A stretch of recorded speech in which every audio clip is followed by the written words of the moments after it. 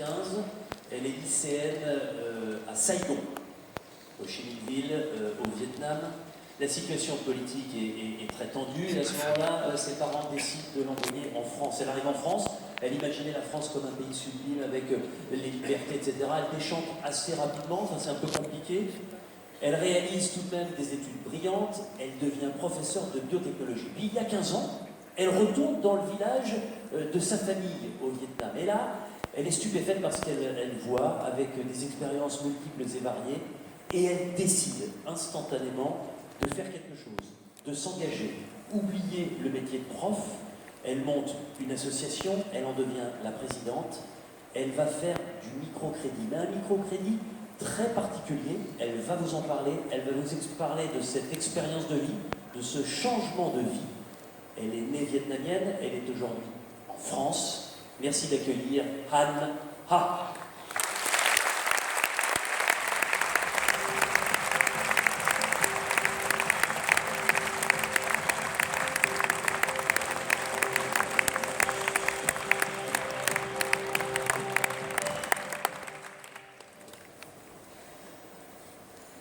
Bonsoir.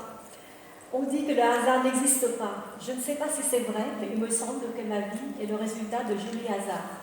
En 1975, j'ai 17 ans et je suis en première au lycée français Marie Curie à Saigon, au sud du Vietnam. J'avais une jupe plissée et j'ai des envies de découvrir le monde. Entre deux pages de la gare des Michat, où je rêvais de la France. Les hommes, ils sont aussi irrésistibles qu'Alain Delon sortant de la piscine au plein soleil. Les femmes, aussi blondes que Mireille Dac.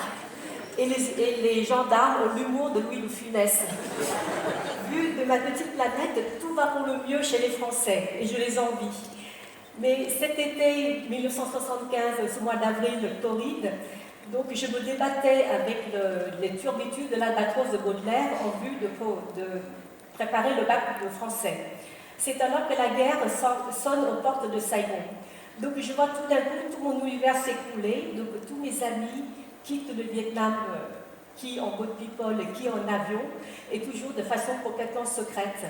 Pour rester et finir de passer les examens de français, j'ai décidé de ne pas partir. Et c'est là que toute mon insouciance de mes 17 ans s'en est partie. Et je voyais avec tristesse ma famille, mes amis se débattre avec les tracasseries quotidiennes, et les Alain Delon, les Mireille Dac sont bien loin de mes préoccupations. C'est alors qu'on décida de me faire partir en France. Et mon père, un génie de la dépouille, un monsieur qui est francophone et francophile, c'est pour ça que j'étais au lycée français de Saigon, a décidé de me faire partir en faisant un mariage blanc. C'était la seule façon de faire. Il fallait trouver la perle rare, et la perle rare s'appelle Omar, donc un jeune Français, un jeune Indien venait d'une famille très pauvre, originaire de Pondichéry, un comptoir français, vous le connaissez, c'est pour ça qu'il avait un passeport français. Donc grâce à Omar, donc ce mois d'octobre 1975, un avion de la Croix-Rouge m'arrache mon doux cocon familial à 17 ans et me dépose dans la grisaille automnale de la banlieue parisienne. Le choc fut rude. Parce que le soleil, ce n'est pas le soleil, la France n'est pas que le soleil de la Méditerranée. Donc pendant de longues années, j'ai dû faire des études difficiles dans des conditions matérielles difficiles, donc dans une solitude, et aussi le climat. Donc le climat n'est pas le climat, mon joli climat des tropiques. Par ailleurs, quelque chose m'a aussi étonnée ou interpellée quand je suis venue en France, c'est qu'il y avait des Français pauvres et tout ne se passe pas comme dans les films. Donc où tout était pour le meilleur des mondes, où les gens sont riches, beaux, intelligents, etc. etc. Voilà, donc d'un pays pauvre en guerre, donc j'arrive au pays des Lumières. En effet, donc une année après la terminale, j'ai décidé de devenir hôtesse de l'air pour découvrir le monde.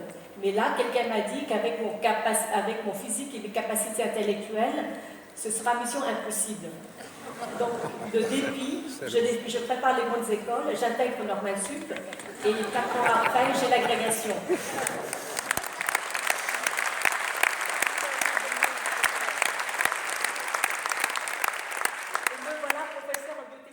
Donc j'ai réalisé qu'en France, dans ces stades ouvert, les chances se sont permises aux gens qui se donnent la peine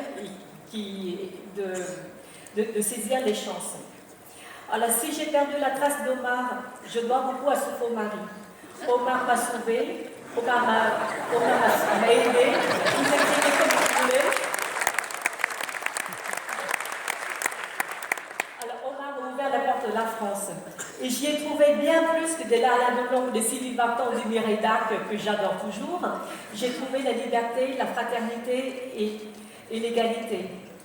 Donc je me souviens avec émotion de la bienveillance de mes camarades de classe et de mes professeurs pour la petite immigrée un peu paumée que je fus.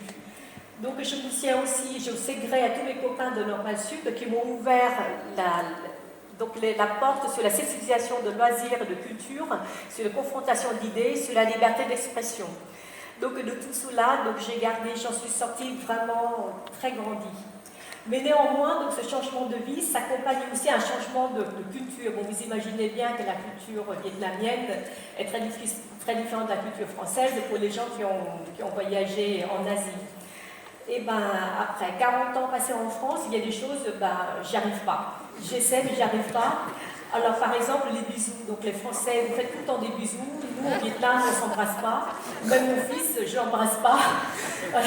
Et donc, pour moi, c'est une torture quand j'arrive à une réunion où tout le monde était là. Et il faut que je fasse tout le tour et que j'embrasse tout le monde. Donc, je retiens ma respiration, j'y vais. Et puis, je fais la portée.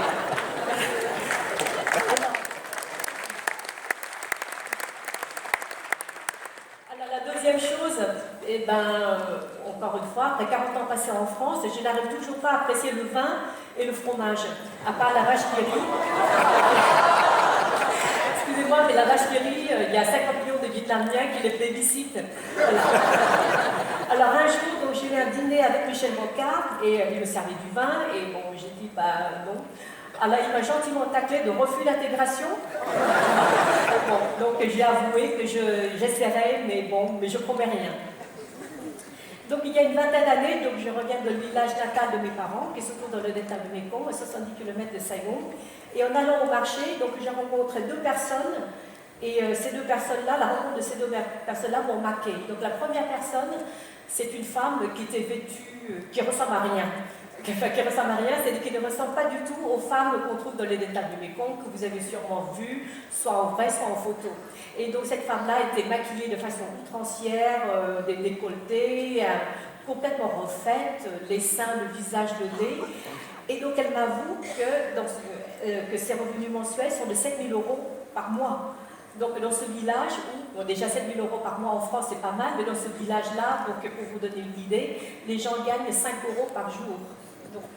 Et la deuxième rencontre, c'était le voisin de mon père, un jeune épicier, qui menace de se suicider avec sa femme et ses enfants, parce qu'en fait, il avait emprunté de l'argent à la première, donc il s'agit de l'usurière du village, et donc elle empruntait de l'argent, et les intérêts sont tels qu'il n'arrivait pas à se sortir du cycle infernal de l'endettement.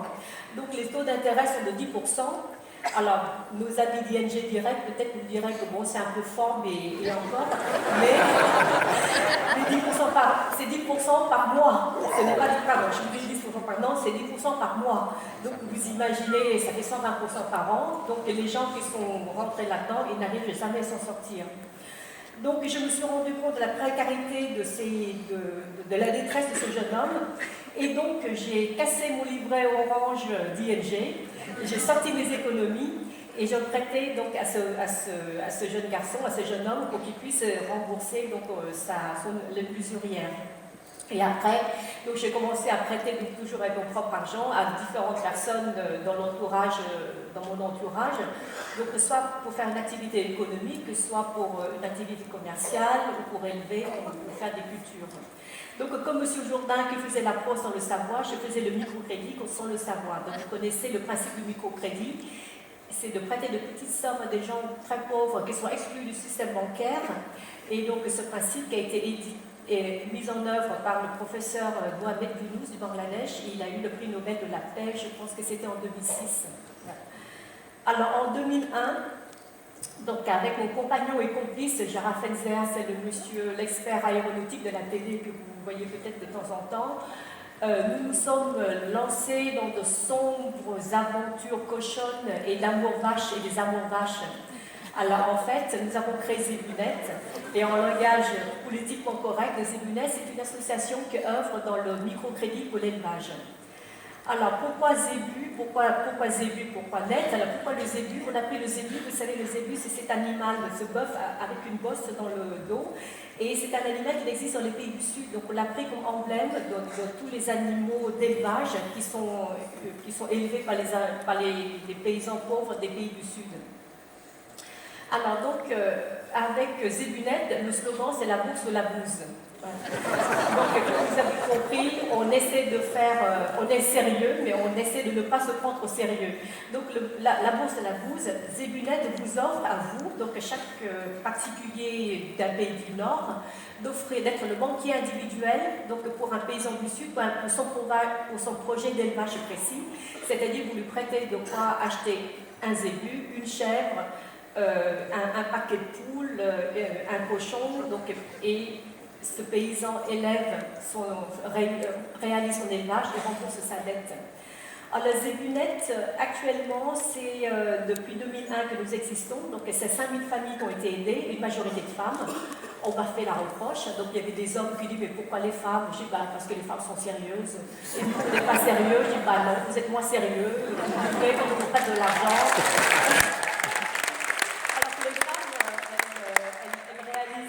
Des activités bénéfiques pour la famille. Bon. Et donc, Zébunet, depuis 2001 que nous existons, donc c'est 5000 familles, donc une majorité de femmes, et un troupeau de 15 000 animaux. Donc, du coup, j'ai pu réaliser à grande échelle ce que j'ai commencé à petite échelle à prêter donc, aux voisins de mes parents dans mon village. Alors donc, au bout de certains temps, même si j'éprouve beaucoup de complicité, d'amitié à faire de la biotechnologie avec mes étudiants, il me semblait que ma place est quand même plus juste donc auprès de ces paysans qui sont démunis, parce que bon, la pauvreté dans le monde est tellement grande que toutes les ONG ne peuvent pas y remédier. Donc du coup, comme j'ai été fourmi, que j'ai fait des économies d'argent, donc il y a 3 ans, j'ai démissionné de l'Éducation nationale pour m'occuper à plein temps de Zébunet. Donc le professeur de biotechnologie, je suis devenue bergère et banquière. Voilà.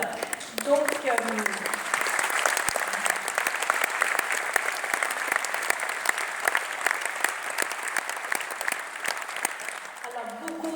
beaucoup de jolis souvenirs, donc beaucoup d'enrichissement personnel, beaucoup de jolis souvenirs donc, avec cette deuxième aventure avec Zébunet, avec mes bénévoles, quand on se fait du brainstorming pour organiser le bal des débutantes, auquel je vous convie donc, la prochaine fois qu'on l'organisera.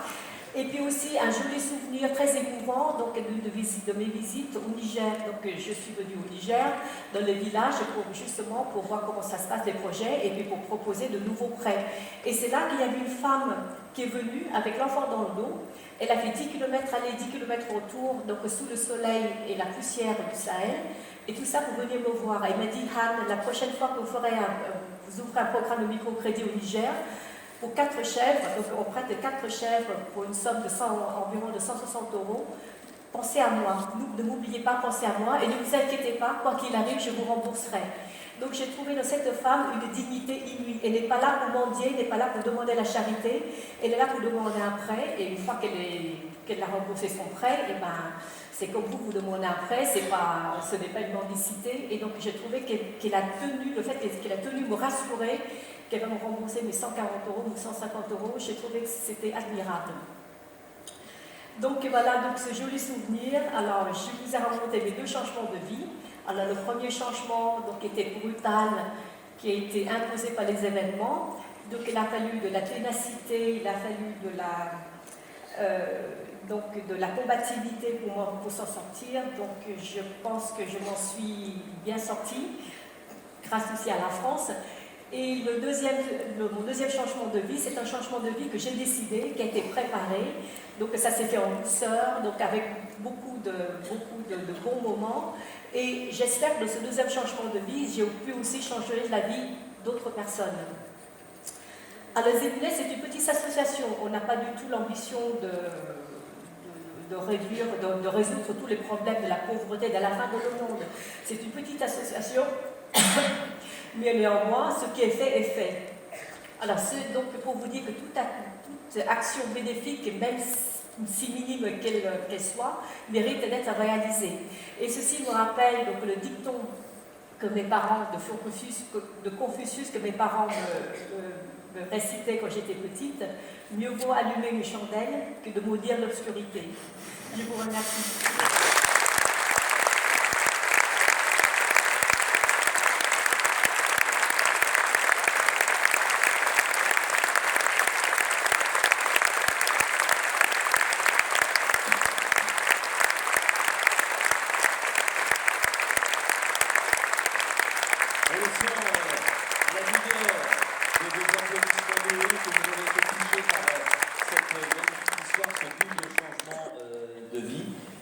Désolé, Anne.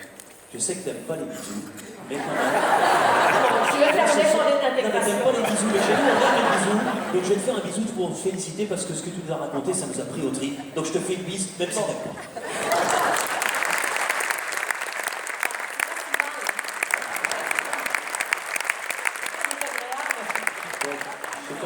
Mais bon, il m'en voudra pas, il doit être dans la salle. Bref. Je disais 5000 familles aidées dans 6 pays. C'est très impressionnant. Moi, ce qui m'intéresse de savoir ce soir, c'est comment les Vietnamiens perçoivent ce que tu as réalisé avec Zébulette. Comment, dans ton pays de naissance, on voit ton action.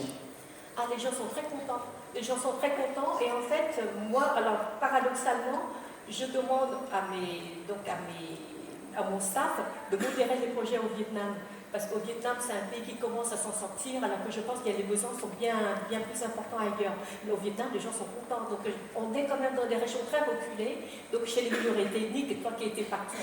Donc, j'étais vraiment dans les montagnes, à côté de la frontière chinoise.